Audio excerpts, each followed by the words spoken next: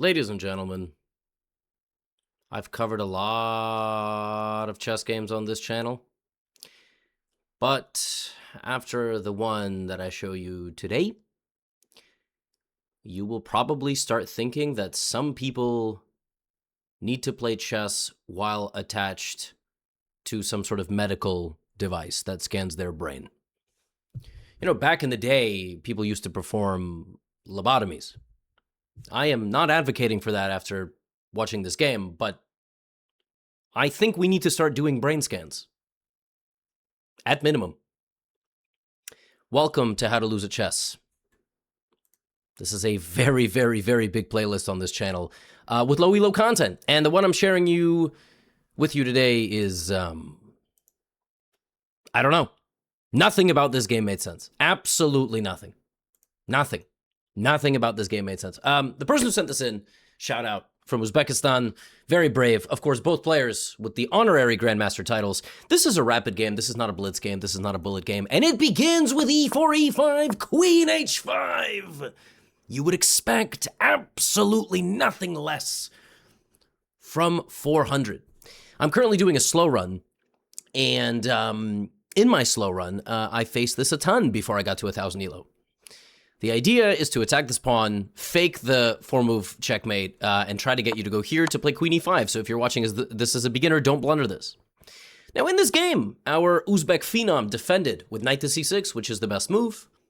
And now white played a little deviation.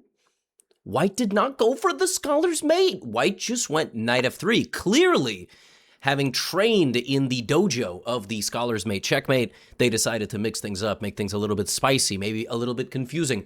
The problem is, if you bring your queen out and you try to fight against the very fortified setup, the queen cannot do anything. Not only the queen cannot do anything on her own, the queen cannot do anything even with the supportive pieces, because you're completely perfectly set up here to defend everything in your position, and just a very easy developing move from our Uzbek attacks the queen, and now the queen has to move.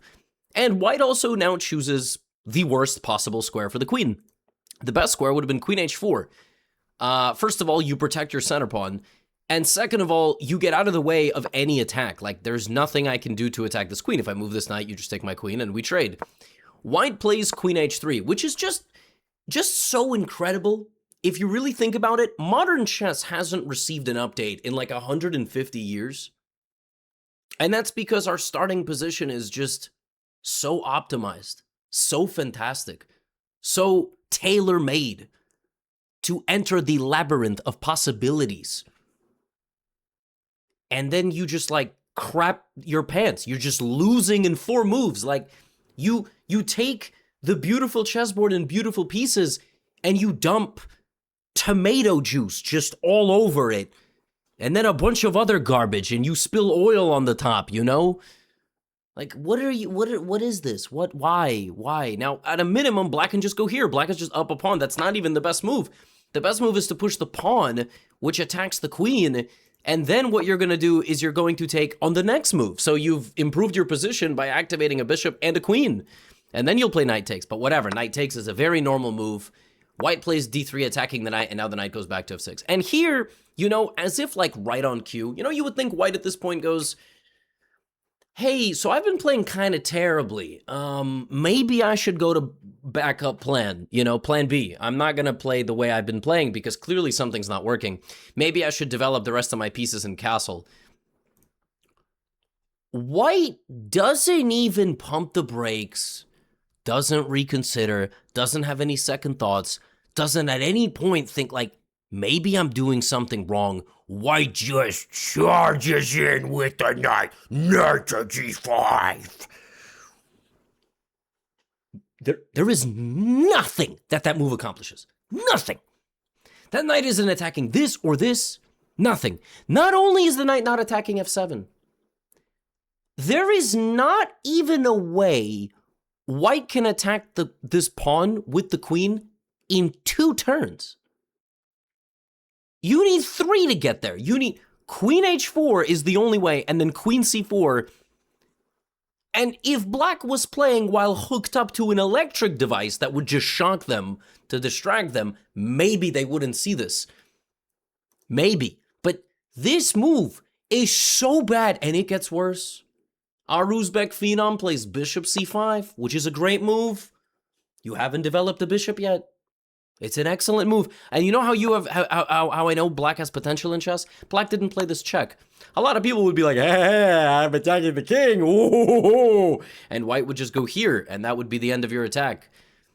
Don't attack kings with bishops if your bishop can just be blocked with a pawn and immediately has to move. Anyway, bishop c5 is played, and now white uncorks their plan all along. You can't guess white's next move, because I'm not even sure white could have guessed white's next move. White in this position plays the move d4. And this is just bad. This is just bad news, the move d4. It blunders a pawn 3 different ways, but there is an idea behind this move, actually. There is an idea. There's only one idea. The idea is to bring out the bishop and continue attacking the weak pawn in front of the king. That's the only idea. Black, of course, takes with the bishop. I don't really care. You could take with bishop, knight, or pawn. Black takes with the bishop, and now bishop c4. And bishop c4 is terrible. It's all terrible. It's all bad. It's really, really bad, because you just attack on f7, and black doesn't see this move at all. Black, this is the only thing that white has been going for. Black in this position can castle. Black in this position can play d5. Black in this position can do a lot of different things. What black should not do is notice that there is an attack on this and on this, and invite the knight into the position, lose the pawn with a fork, and then proceed to lose the queen.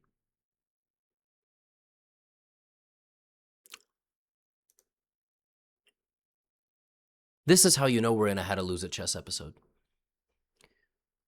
And before I proceed, I would like to mention that I don't think black would have blundered this if black at the time of playing had been chewing some Neuro gum. Shout out.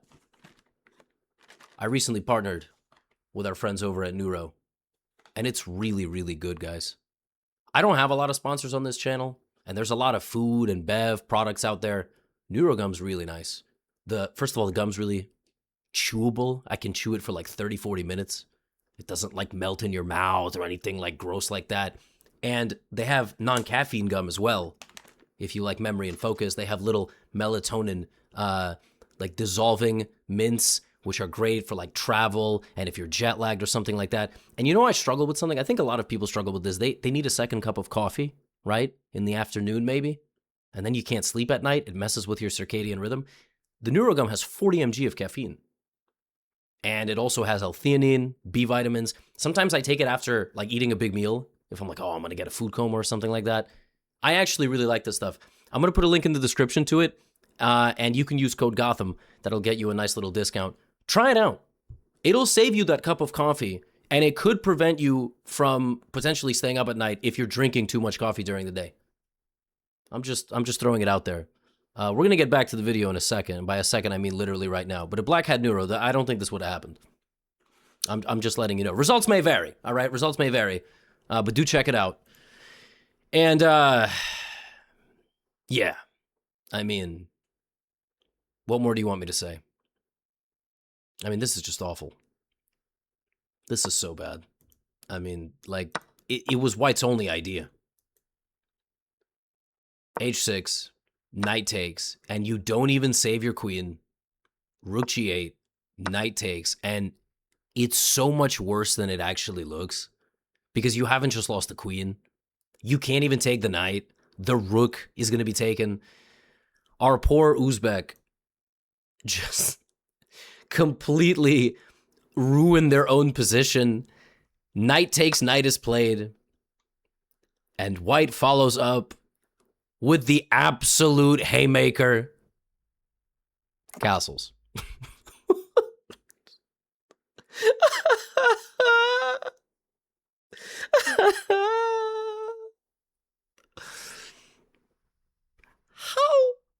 How do people see this? But then they miss. Guys, I would just like to point out something else for you. White did not spend more than 5 seconds on any of the opening moves. A little bit longer on a couple, but folks, do you know how long White spent on short castle in this position? 30 seconds. This was the longest that White thought thus far. And the bishop, which is your only active piece, is just staring at the rook. It could just take it. There is nothing complicated. And it gets worse. Black plays d5 instantly. It's time for the comeback.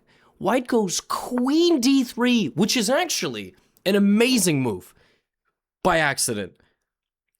Because the bishop was under attack, and somehow Black was like seeing the bishop. I don't know if Black even saw that, but White gets the queen out of the way and now loses the bishop to a pawn.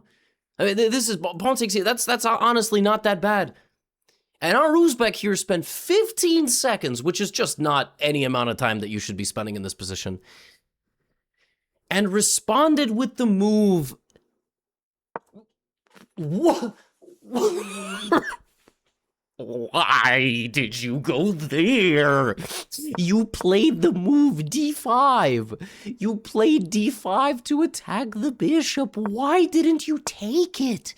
Why did you not take? You know what I think? I think if you didn't even see pawn takes bishop, you know what I think? You know what I think went through Black's head? Black was like, hey, if I take this bishop, then maybe my rook is hanging. That's not even true. And even if it was true, who cares? You win a bishop for a pawn. Who cares if your rook is hanging? Just defend it or move it. Like, what the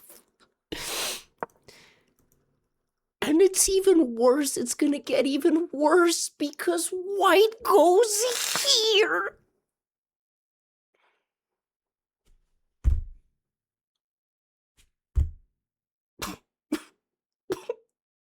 Why? What? There was no need. Okay.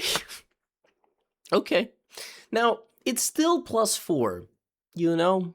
It's still +4 because White is up 3 points of material and gets a bonus point for having a queen.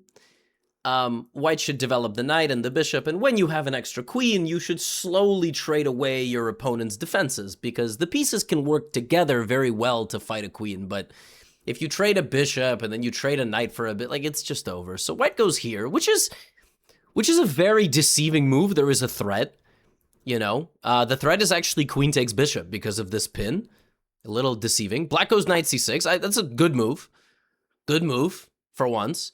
And now, you know, knight c3 or even queen g6 check. Like, just try something. White goes c3. We are set for some logical moves being made, but now we can't even go 2 moves without a blunder as Black goes pawn to e4. I mean, you would think, I'm threatening to take your bishop. What could be more natural than countering that with a threat on the queen? The queen's got to move, except it doesn't have to move. The queen does not have to move.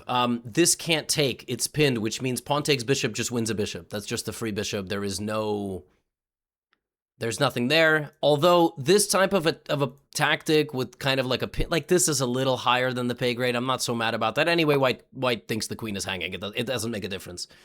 Bishop e5. Now, the telltale sign of a beginner player is seeing that their piece is attacked and thinking it has to move all the time. As you saw there, but more importantly, as you saw here. Here, in a second, you should play bishop to f4.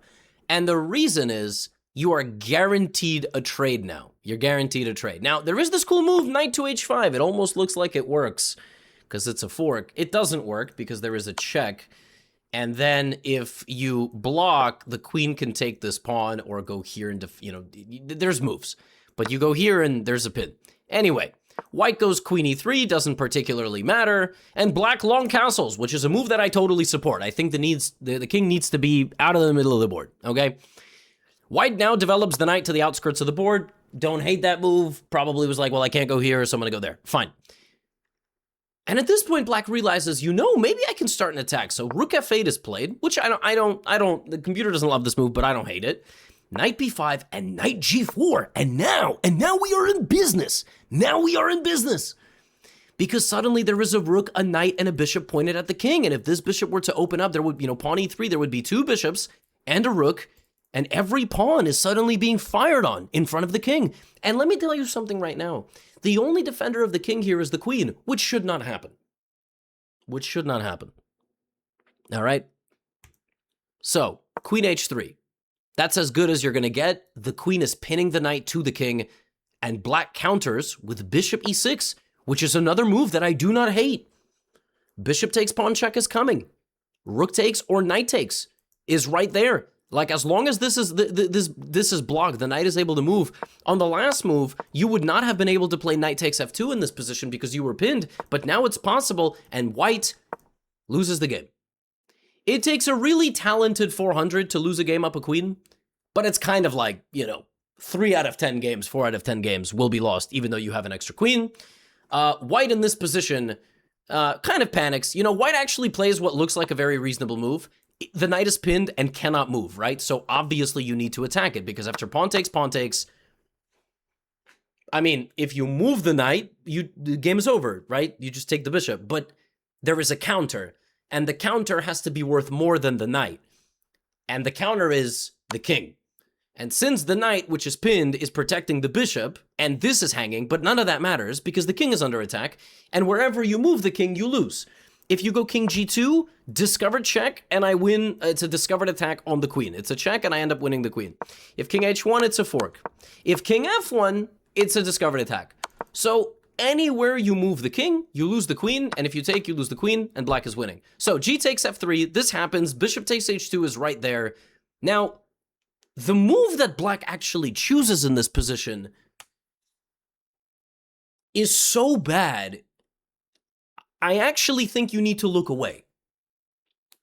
The move that black plays here, which is not bishop takes h2, although you can come up with moves like this, because if you use the concept of danger levels, which I preach all the time, making a threat that's stronger than the threat that's currently on the board, ignoring your opponent's threat, like bishop h2 is there, but also, what's worth as much as a knight? A knight, like maybe you play a move that attacks that, or you just something a little bit, but the move that black plays here, black decides it's not enough to have a hanging knight and potentially a hanging bishop. You need to also lose the rook. And black spent 1 minute and 1 second on that move. 61 seconds invested in this utter garbage. This is just a one mover. This is baseline level of tactics. Level 1.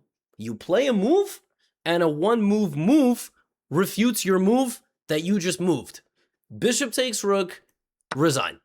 Resign. I mean, if you take, I take the bishop. You've lost everything.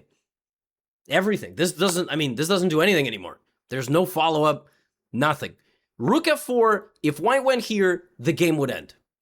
Now, I would like to point something out. Obviously, white did not play rook f4. White did not play bishop takes f4. The other thing about this position is, the idea of this was pawn takes here, rook takes check. And that actually kind of works. That actually kind of works. Which is why white saw this and went, if pawn takes, rook takes, I don't like that. That's kind of scary. So to counter this threat to my king, which is exposed and out in the open and very vulnerable and probably should not be disturbed right now, I need to move my king forward.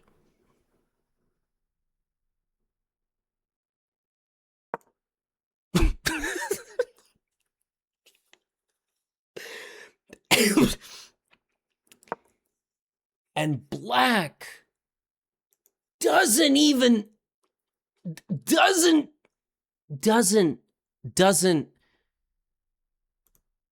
black spends another 30 seconds and thinks up this move, because if you take the knight, it's still a check. The rook is still hanging. On top of which, if you take now, the king can actually maybe escape. But even if not, you can take the rook. King g2, g5, and the opponent doesn't need a second invitation. They take the rook. The opponent popped the neurogum, chewed it, there were 10 bites, and immediately was like, oh, wait a minute, I can take the rook. Now, this is the last chance for black to win the queen.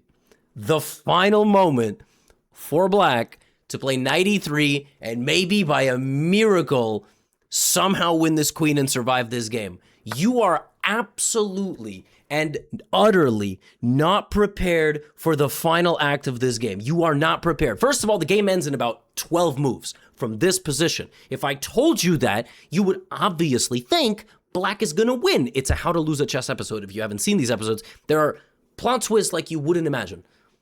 Crazier plot twist than a telenovela or a K-drama or any like movie where someone's revealed as the villain, you know, The Usual Suspects, Kaiser Soze. No. It's nothing like you could believe. You know why? Obviously black is gonna win, right? Black's gonna win. Duh. Black goes here. Black blunders 2 rooks on the same diagonal. 1 bishop mercenary took 10 points of material. White now has a 13-point material advantage. Black has no rooks. Black has a knight, a bishop, and a rook. At this, and for the record, there is still a pin here, and you will lose material on the next move. It is now completely guaranteed. If you have a position like this ever with white, just start sacking pieces. You literally have more pieces. You have 5. They have 4. If you sack everything except your queen, you win. You can even sack your queen. Just keep a rook on the board. Black now doesn't go here. Doesn't go knight e3 check, still trying to win the queen. Black plays h5. Not only does h5 not win anything, it actually gives the queen a free pass out of jail. Queen takes h5, followed by queen e8. Guys, if you are up a queen in a chess game, you have to use it. You can also play pawn takes g4, but white got it screwed into their brain. They couldn't do that. Remember, oh, I can't take the knight because the rook is gonna, there are no rooks. Take the knight or take the pawn. What you shouldn't do if you have an overwhelming material advantage in a game of chess is you shouldn't use your weakest pieces. You got to use the strongest pieces. White in this position plays bishop takes g5. Now, I don't even care. You can't blunder here. It's not possible. Black goes bishop d5 because that's all they can do. They can just pin. You're pinning. Woo! Bring the rook. Take the bishop. Take the pawn. Do something. Okay, fantastic. Black does exactly what I just said. Just remove one of the pieces from the board. Okay, knight takes e5 is played, fine. There's a little bit of pressure on this pawn, but 2 knights and a bishop can't defeat a king. They can't defeat a king. Bring the other rook. Bring the queen forward. Get the queen out of there. Okay, fine. White sees that they can take a pawn with check, so they do. Obviously, you're 400. Pawn and check. Okay, and now the king has to go here. The knight has to go there. Fine. Okay, fine. You took a pawn. You backed up. Bishop takes f3, check is played. Fantastic. For the record, I literally just told you can sack the queen, right? Queen takes. I mean, black can't do anything. Black is down everything. Black's down every piece. It doesn't matter. Okay, black can take a pawn with check. Congratulations. And then you just win here with white. You bring the rook. You win. Black has a knight and 3 pawns. Soon it's going to be 2 pawns. Then it's going to be mate on the last rank. Okay, fine. We play king g1. We don't want to lose our queen. We play pawn to c6. Attacking the knight goes to d6. What if I told you the game ends in 5 moves? How can this game possibly end in 5 moves? How? Well, I mean, obviously, white's gonna win, right? Okay, it was a crazy game. You know, it was a crazy game. Yeah, a lot of blunders, but white's gonna win. White's gonna win in the end. How's this game going to be over in 5 moves? Black goes b5. Okay, well, now the game's going to be over in 4 moves. So what are we, how is this going to,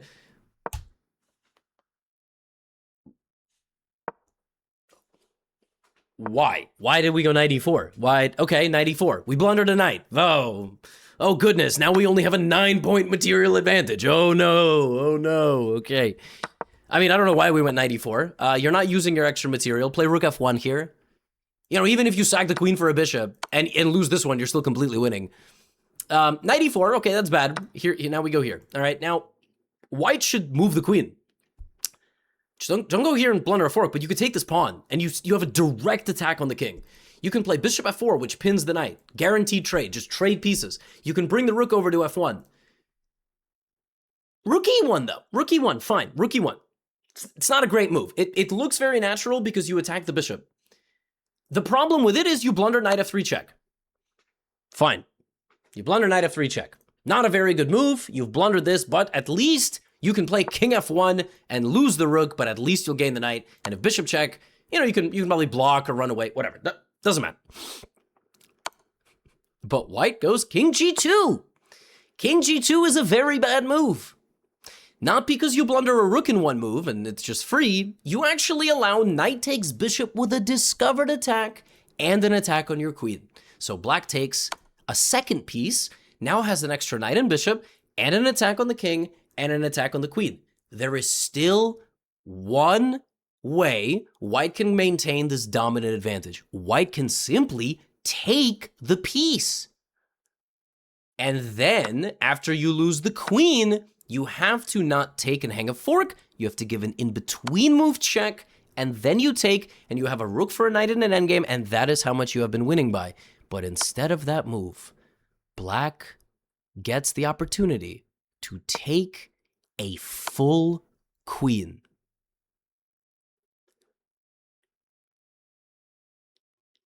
And now is up 3 points of material. In the span of 4 moves, white lost 3, 6, 15 points of material, and then abandoned the game in this position. I think white thought they had to go here and lose the rook, but white could have went king g2, and we would have gotten 30 more moves of action. White lost 15 points of material in 4 moves and incorrectly resigned.